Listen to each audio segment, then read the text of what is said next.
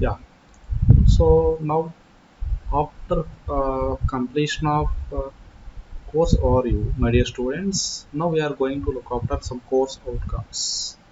Course outcomes in the sense, after end of the course, what you are going to obtain, what you are going to abstract, or what you are going to extract.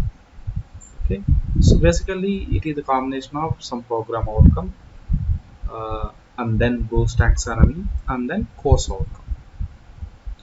Let me explain you, my student. First one is PO1. So basically, so it related to the understand level, the basic level. So basic level is, so in this one we are going to have some sort of course outcomes known as how to describe the architecture features of Unix operating system, and how it should be differentiated from the other operating systems. So it can be treated as CO1. And the next one is PO1 and then PO10, program outcome 1, program outcome 10.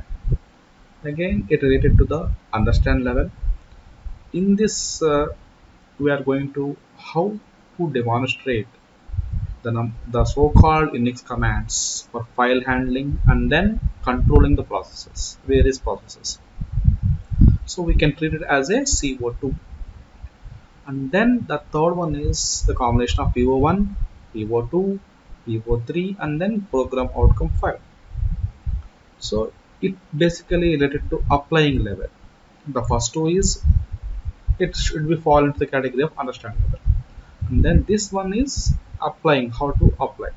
So, so it corresponds to how to write some regular expressions for concerned pattern matching, and how to apply for the various filter commands. Okay, it includes some grep command, awk command, scd command. All these things will be comes under this.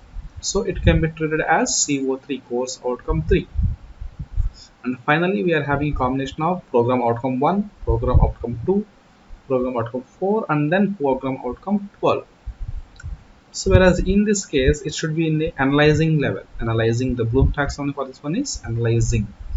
So it related to the how analyzing a given problem and then apply some so-called shell programming, okay, mechanisms to develop shell script, not only develop a shell script as well as to solve the particular problem. Okay, my dear students, so this is related to the course outcomes. So before we are going to look after the basic, that means the first topic of your essential programming, you should know all these things. So starting from your course overview as well as course outcomes, you should, okay.